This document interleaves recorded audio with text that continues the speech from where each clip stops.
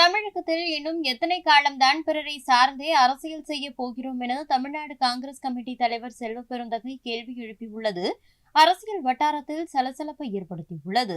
நடைபெற்று முடிந்த 18வது மக்களவைத் தேர்தலில் தமிழ்நாடு காங்கிரஸ் மொத்தம் 9 இடங்களை வென்றது. இந்த நிலையில் இன்று தமிழக காங்கிரஸ் கட்சியின் பொதுக்குழு கூட்டம் சென்னை தேனாம்பேட்டையில் நடைபெற்றது. இந்த கூட்டத்தில் 9 முக்கிய தீர்மானங்கள் நிறைவேற்றப்பட்டது. அப்போது கூட்டத்தில் பேசிய தமிழ்நாடு காங்கிரஸ் கட்சி தலைவர் செல்வபெருந்தகை, தமிழகத்தில் எத்தனை காலம் பிறரை சார்ந்து அரசியல் செய்ய போகிறோம் என்றும் சுயமாக தாம் வளர வேண்டாமா என கேள்வி எழுப்பியிருந்தார்.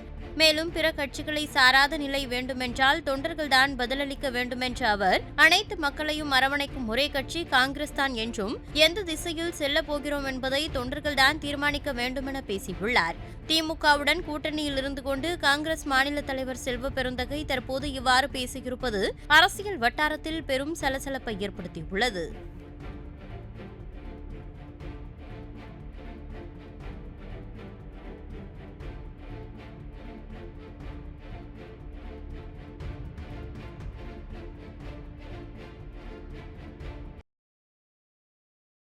செய்திகளை உள்ளது உள்ளபடி தெரிந்து கொள்ள ரெஃப்ளெக்ட் நியூஸை சப்ஸ்கிரைப் பண்ணுங்க.